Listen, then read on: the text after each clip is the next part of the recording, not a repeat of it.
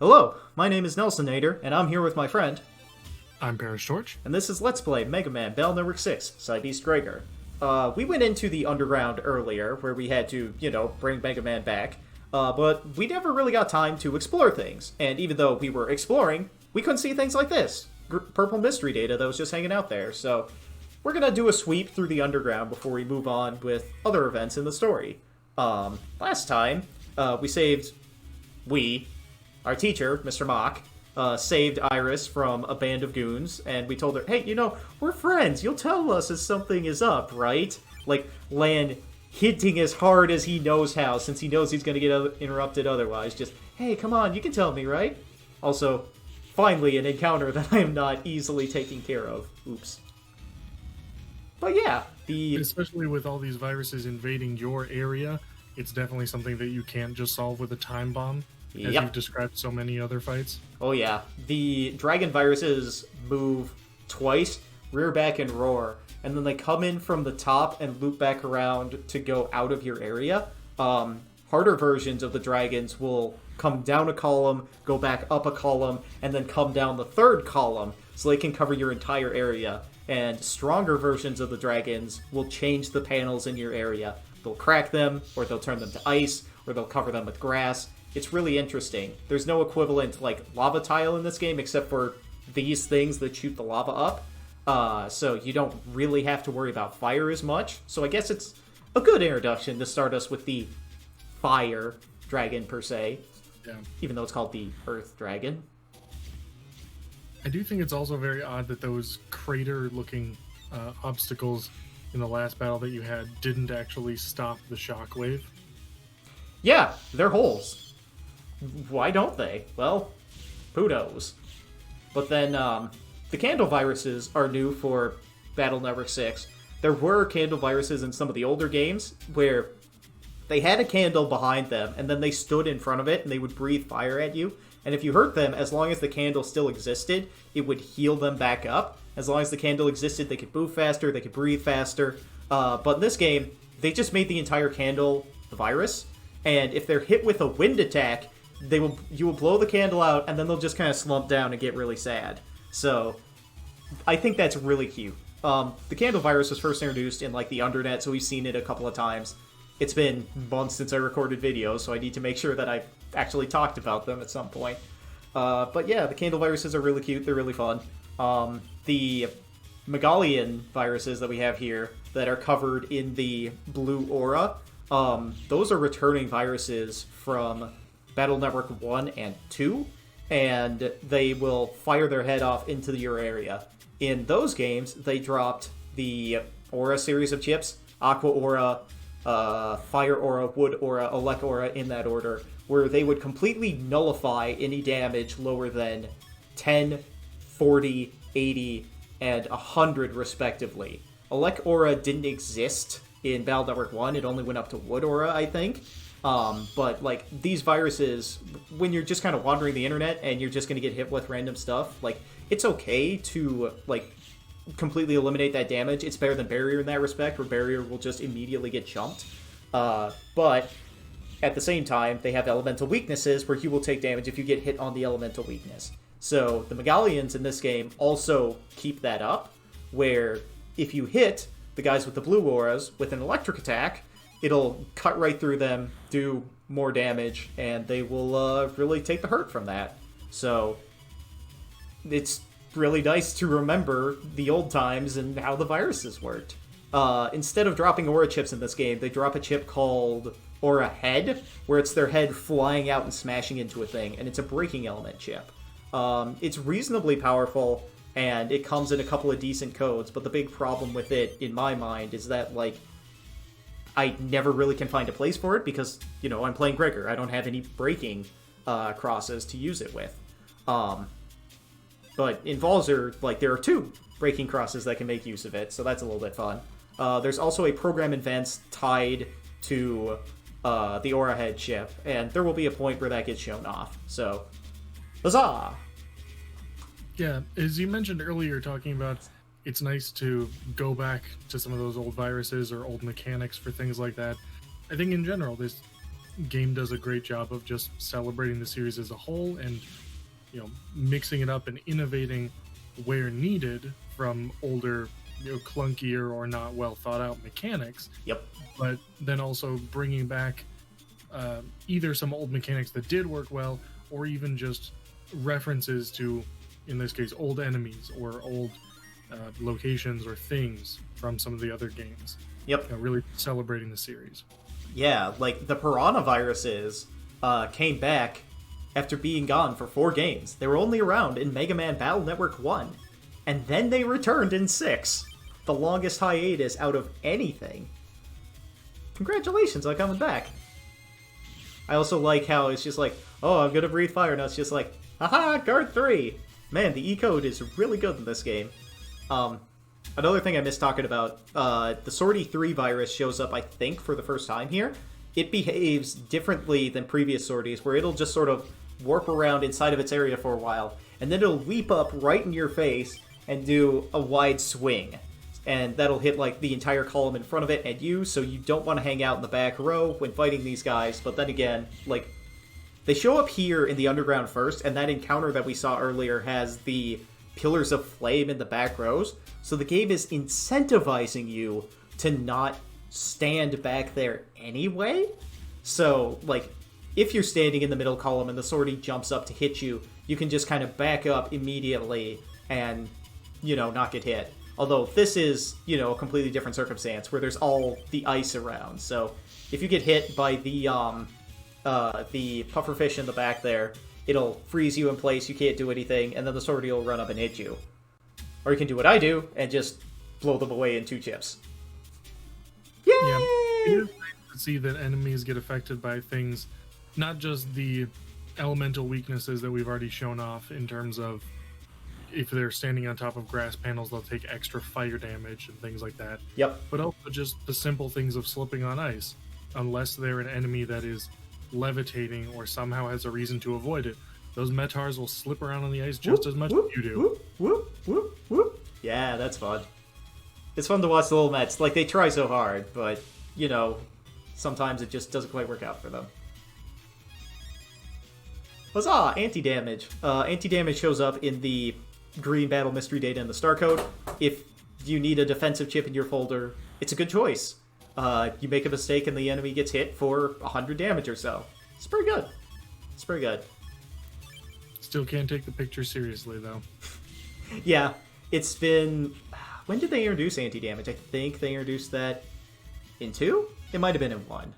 I can't remember the folder in 1, just because, it was weird. And you just loaded up your folder with 10 hero swords in that game, So, a little hard to tell sometimes. Yep. But yeah, we explored the underground. I came here because the path from the Aquarium HQ is pretty quick, and I was also checking some other things, I think.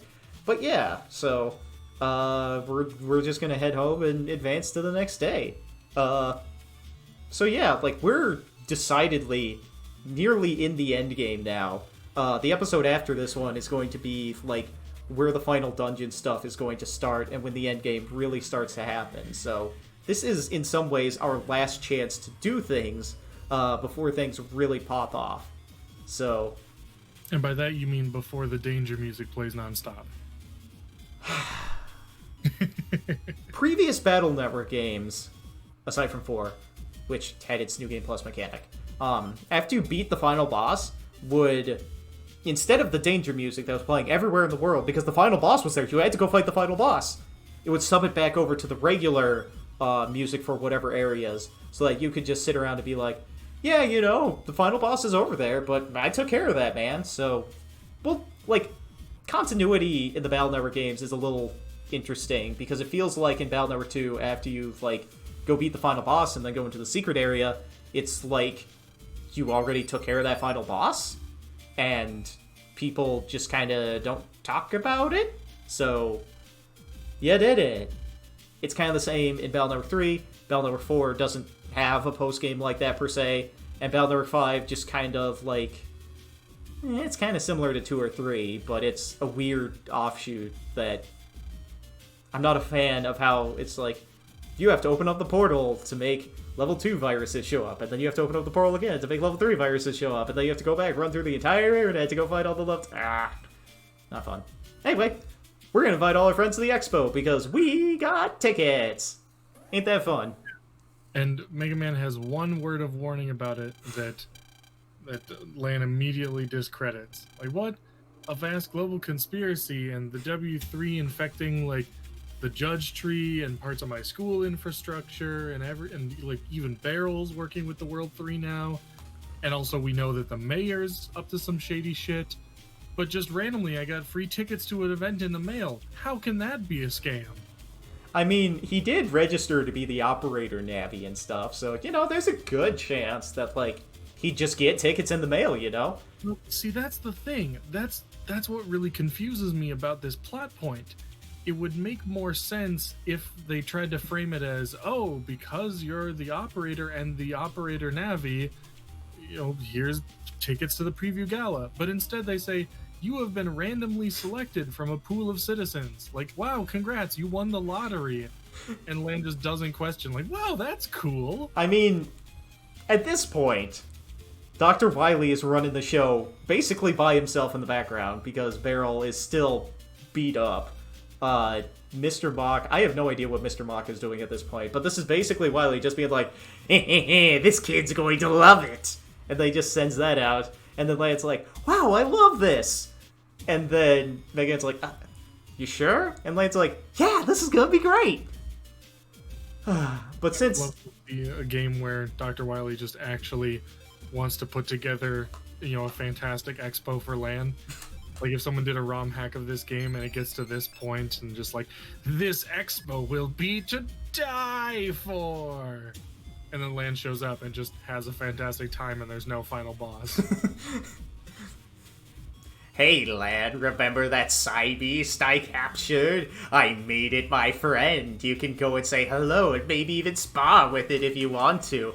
By the way, I can pull the side beast out of Mega Man and make everything happy. By the way, I've reunited Colonel with his long-lost sister. They can have a family again, isn't that nice?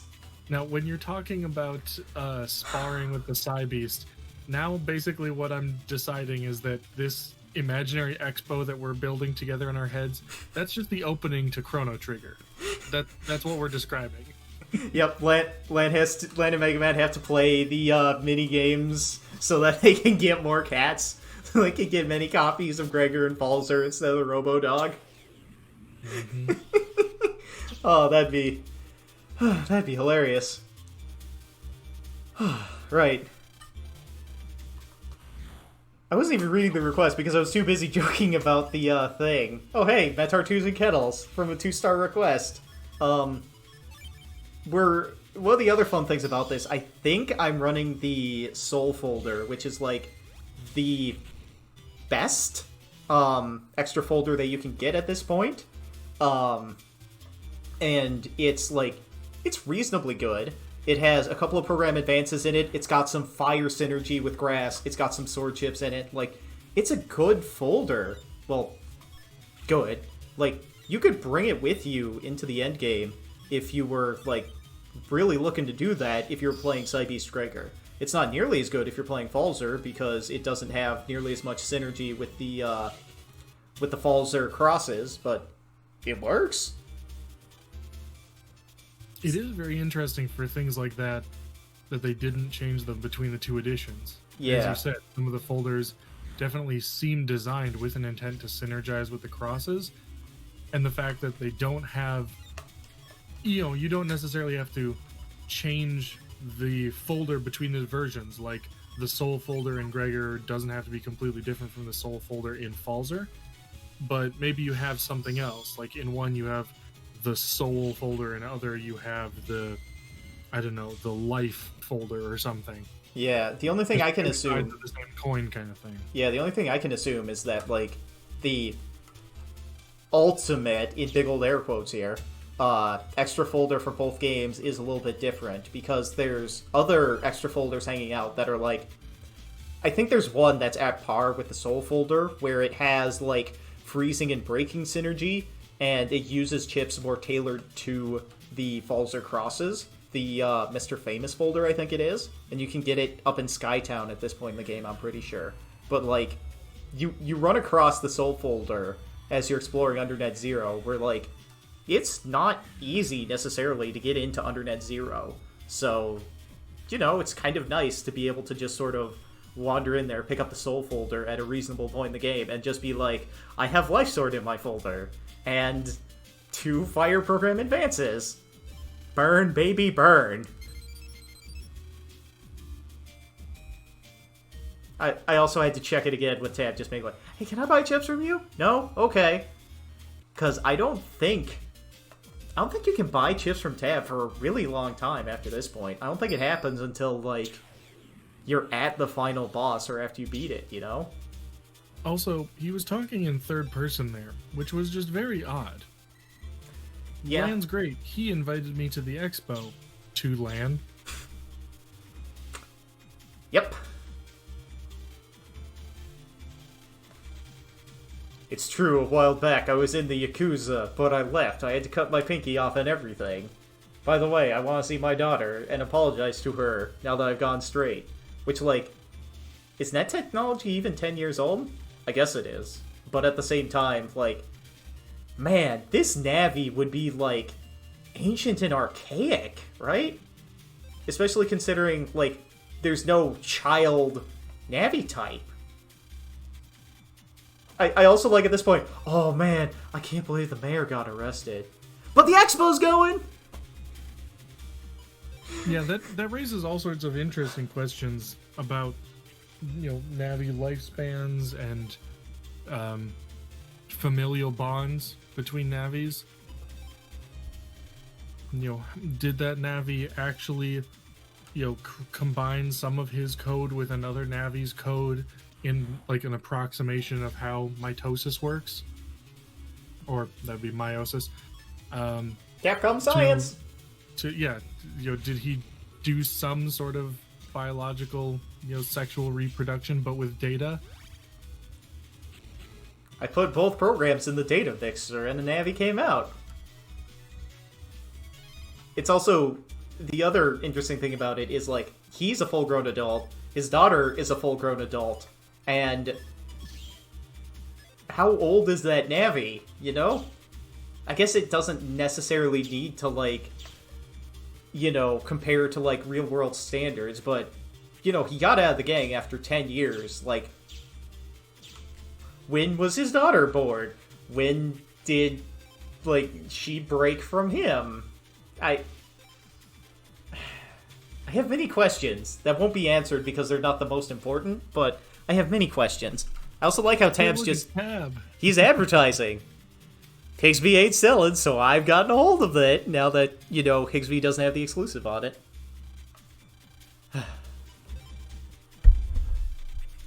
Oh man, it's Koetsu.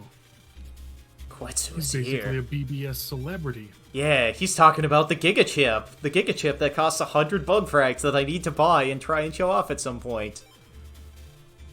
Dark chips are against the law and scary. Mick, I'm I'm gonna go practice so I can beat that freak land. Oh, buddy, it's gonna take a lot of practice.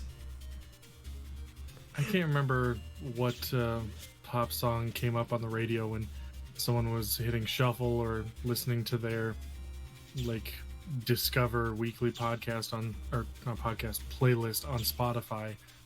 But it was some pop song talking about, like, yeah, we're freaks and we get a little loud. And I thought, that's not usually a reason for people to call you freaks, is, yeah, my neighbor's upstairs, they're so loud. What freaks, right? Yeah, man. Who's that loud? My upstairs neighbor is doing, like, construction or something, or they're sliding a chair across a wooden floor. Oh man, what freaks. Yeah. I usually only call people freak as an insult if they're doing something that I cannot fathom the reason behind. You know, like, oh yeah, I saw, you know, someone making a sandwich with marshmallows, you know, pickles, and Marmite. What a freak. Yo, I saw a guy mix Jaeger and mayo for a shot. What a freak. Right, but those people are a little too loud sometimes. Does not equal freak. Yeah. Thank you for coming to my TED Talk. Thank you for coming to my TED Talk. Is that going to be our recurring joke now? Just thank you for coming to the TED Talk. All right. I've just realized that there have been a couple of points where we get off into weird tangents that definitely don't relate to Mega Man. I mean, it's perfect for what's going on here. Is she going to talk about the mayor? No. I like how he's just like, hey, you want to go get some coffee with me? No, what kind of girl do you think I am? I half expect her to be like, isn't the mayor great? My brain has been burned after doing, like, the 4 episodes of requests where that's all the ladies were talking about. I mean, maybe it's the fact that he started a sentence with, hey girl, and that just never seems to end well. But yeah, for what a mild request, she has such a strong reaction to it. Hey, do you want to get some coffee sometime? Ew, pervert, get away. Yeah, and like, there's a lot of Navis going on dates if you're just wandering around the internet before you, like, as you go through the game. Like, I know there's a couple that's like the generic blue Navi and the girl pink Navi just hanging out in the seaside area, and there was a point where they were surfing or something like that. Like, you know, there's been a lot of Navis, like, going in and out of relationships. Well, okay, I want to say a lot more than people, but then there's that guy and the girl in Seaside, like, outside the aquarium, where... I don't think the guy realizes that he's on a date, though. I mean, maybe he does, but he certainly doesn't act like he knows he's on a date. That's the key point. He's on the date. I'm pretty sure he knows he's on the date, but, like, he doesn't know how to behave on the date, you know? Which is also weird because, like, this is the final game in the series, and, like, you know, Male has sort of been Lan's love interest for the entire franchise, and yet Lan and Mega Man don't have any of that? It just happens in the background with other NPCs? Huh. Yeah, I mean, I was gonna point out that I think there were a couple times that Roll and Mega Man were flirting or, you know, went on a date, and, you know, we're showing a lot more, I wouldn't say, you know, attraction to each other, but some sort of a relationship between them. Yeah, they get that's it. just friendly or romantic. You know, much more so than their operators, who are supposed to be the game's OTP. Yep. Although, like, Battle Network 1 had a lot of time to really sort of develop that and work on it. Battle Network 2 was like, okay, we kind of developed that. We're going to stick with it a little bit, but kind of wander away. Like, it's there in Battle Network 3, but it's not, like, the thing. Battle Network 4 goes out of its way to be like, hey, we're going to go and introduce the new area. What do you think's going to happen? Lan and Male go on date. Mm-hmm. Which, honestly, is funny in a couple of ways, where it feels like Roll has to sort of, like, connive and, like, because it's like, hey, you know, somebody's doing a, I also like it was just like, the Mafia Man hired an intermediary to go and talk to this lady to be like, hey, your dad wants to see you. Do you want to see him? Well, he remembered my birthday, even though he's probably killed a couple of men. I can go see him for his birthday. Like, it's... yeah, but... like, Male and Roll have to work so hard to get Lan and Mega Man into the position of going out on this date in Battle Network 4, and it's really hilarious to me. But then again, they also have, like, if you're playing Red Sun, there is a scenario devoted to Male and Roll taking part in the tournament. Also, look at these guys, these conspicuous guys just standing out here. This is how you can tell they're actually part of the gang, because they're, like, evil red purple compared to the guy inside who's just regular black. Just regular mean guy. This is how we tell the difference between the good guys and the bad guys. Also, we gotta go through a virus gauntlet. It's not Oh just no! one virus battle with SP viruses like when we were going through the Undernet earlier. These guys brought more than one virus battle. Yep. There's 2, I think. Also, heck yeah, the Time Bomb almost could have done it, but let's just do it with a Navi chip. Show off a Luck Man, yet again. Also, this guy brought level 3 gunners, and he's got the special big hat. Look at that boy. It is very interesting. You don't often see multiples of the same encounter type stepping up like this. Yeah, but the other nice thing about this is the lackey's like, come on, boss, let's go get him. And the boss is like, hey, we're gonna go get him. So I'm presuming, like, you fight the lackey and then you fight the boss. Like, this is a good way to show, like, the hierarchy in the Mafia here. Especially when they've got, like, the big hat enemies, which is wearing the glasses, it's got the suit, it's got a massive hat, as if it is a gangster, you know? Like, it's a gangster supervising two hitmen. That's what that virus encounter is right there. Yep. Oh, that rules. It's good storytelling without having to use a word of dialogue. Yep.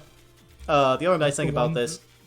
Oh, you first. I was going to say, that's the one thing Bethesda games have going for them the strongest, in my opinion.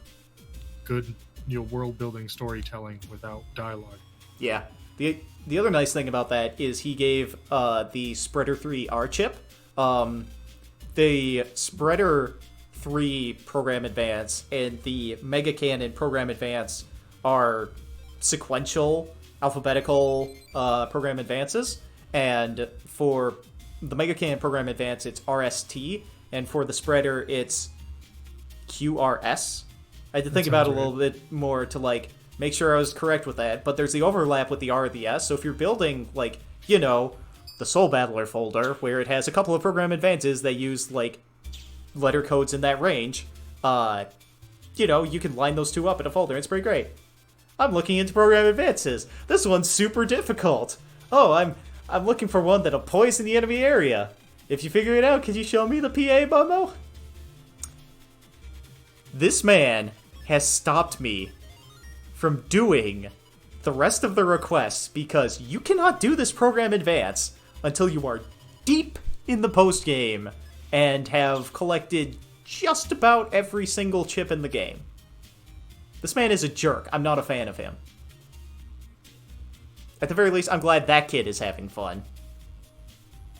But the program advance this guy is looking for is the Poison Pharaoh program advance. It's been around for a bunch of Battle Network games where you combine, in its original incarnation in Battle Network 2, you combine Poison Mask, Poison Face, and the Anubis battle chip, and it'll drop like a big Pharaoh statue based on Pharaoh Man into the field that will rapidly drop enemy HP.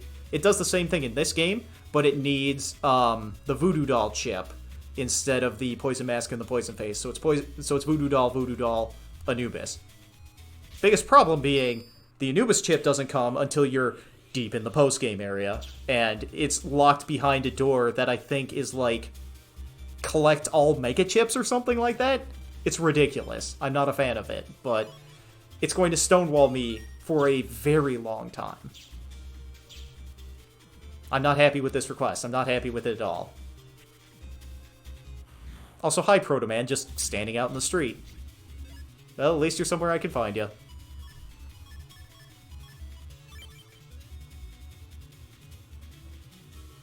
There's probably a point where I should, like, run from these fights that are too easy, but, I'm invincible, and I got Time Bomb, so might as well pick the fight. If I get money, I'm gonna need it later, so... Yep. Yeah, the money's definitely one thing that is always kind of a grind, and maybe you get lucky with some green mystery data and get some bug frags, who knows? Yeah, now I remember why I hit the lock enemy on this. There is a... Excuse me. There's a... Did I talk to Proto-Man before wandering off? I just realized that. So. Okay, good. Fast Gods there is sold in the M code, where, like, the LM and N code together are, like, reasonably good at making a folder at this point in the game, so, using them is pretty good. But I'm pretty sure I used the lock enemy there because there is a late-game quest that requires specific chips from the Trumpy family, where, we can see the level 2 guy hanging out there right now.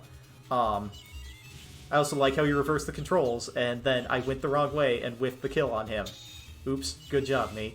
But you need a very specific chip from him. I think it's like Discord S. I think I checked my folder to be like, do I have it? And then realized, oh yeah, I have it. I didn't need to do that. Ah, well. So I'm just gonna, fight everything I come across in the AC/DC area anyway, because I can. Also, look, Charge Man will solve this encounter in one shot. Oh.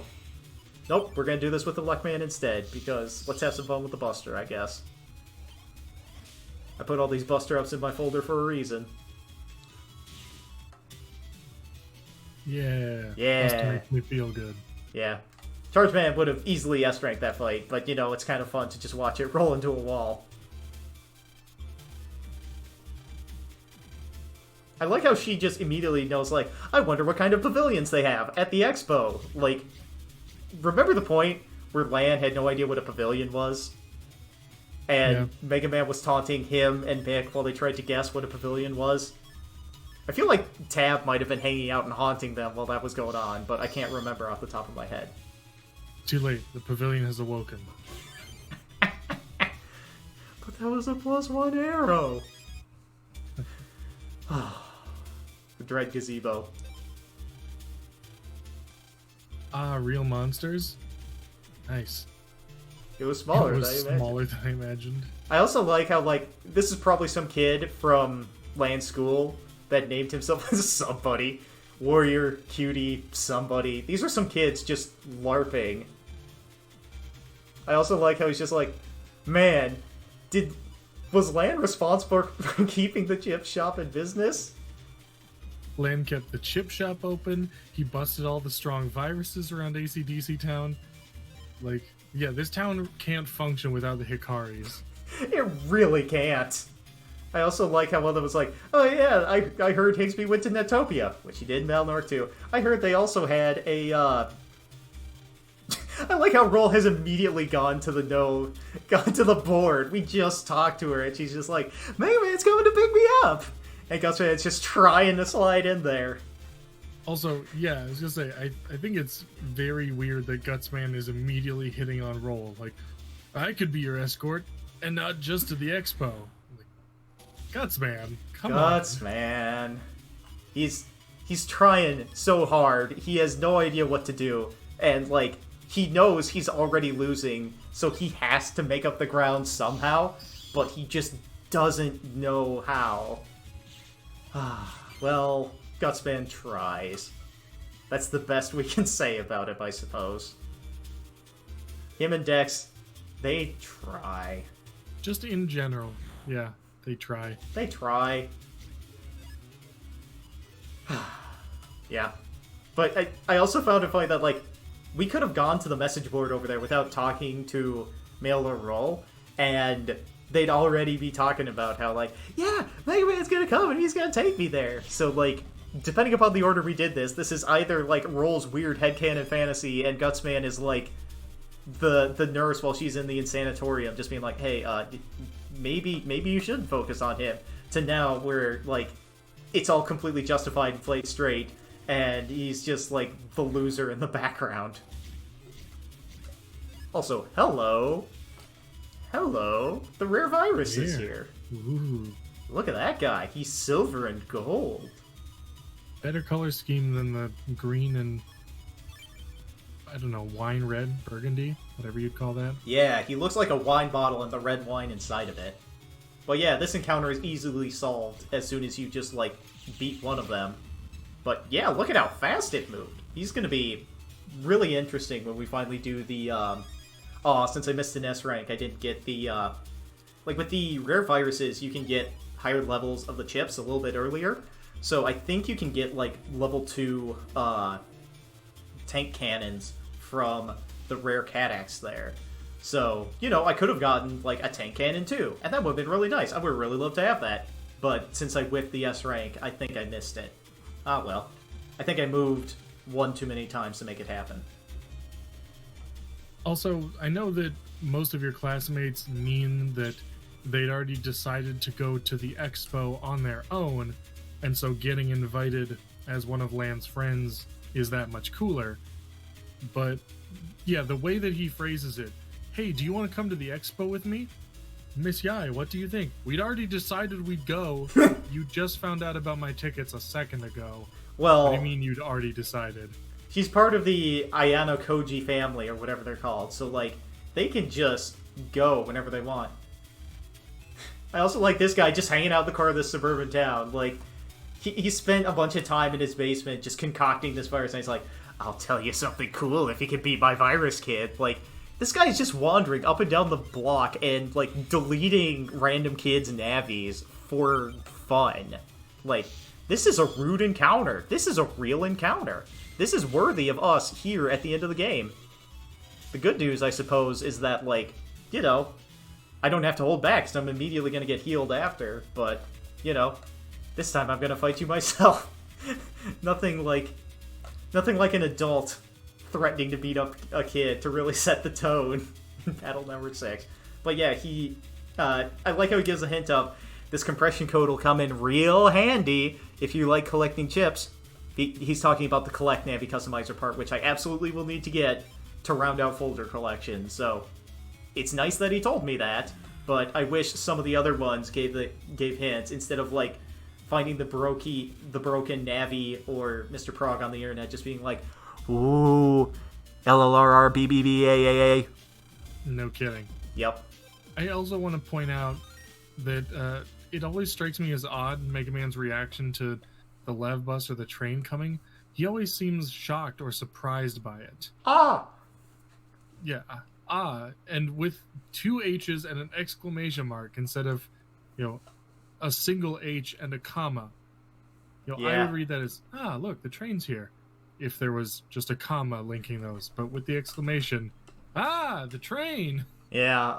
Unfortunately, we live in a post-Gogirl world now, so now we're just used to, I don't have the reverb on. I can't get that on the close second, but now I'm just thinking of, like, the shark girl just going, as, like, plainly as she can. That's clearly what Mega Man's doing here.